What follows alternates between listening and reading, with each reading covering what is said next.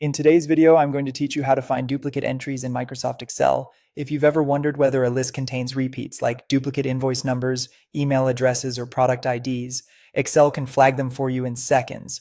We'll use a built-in feature that highlights duplicates so you can quickly review and clean up your data without deleting anything. First, open Microsoft Excel and load the worksheet that contains your data. This can be any workbook, new or existing. If you're working with a large file, it's a good idea to save a copy before you start, just so you can experiment freely and keep your original intact. Next, select the data range you want to check. Click and drag to highlight the cells, whether that's a single column, multiple columns, or a specific block of rows and columns. Think about your goal here. If you only care about duplicates within one column, select just that column. If you want to spot duplicate rows based on a single column, again, select only that column. Include the header cell only if you actually want it evaluated. Otherwise, start your selection below the header. Being precise with your selection ensures Excel compares only the values you care about. With your range selected, go to the Home tab on the ribbon. Look for the Conditional Formatting button. It's in the Styles group. Conditional formatting lets Excel automatically apply color or formatting based on rules, which is exactly what we need for duplicate detection.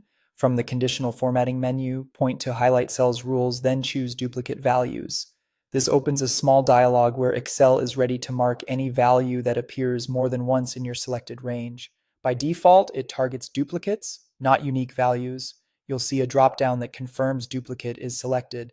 Finally, pick a formatting style you'll notice easily. Something like light red fill with dark red text is common and stands out, but you can choose any preset or create a custom format. Click OK to apply. Instantly, Excel scans the selection and highlights every cell whose value appears at least twice in that range. Take a moment to review the results.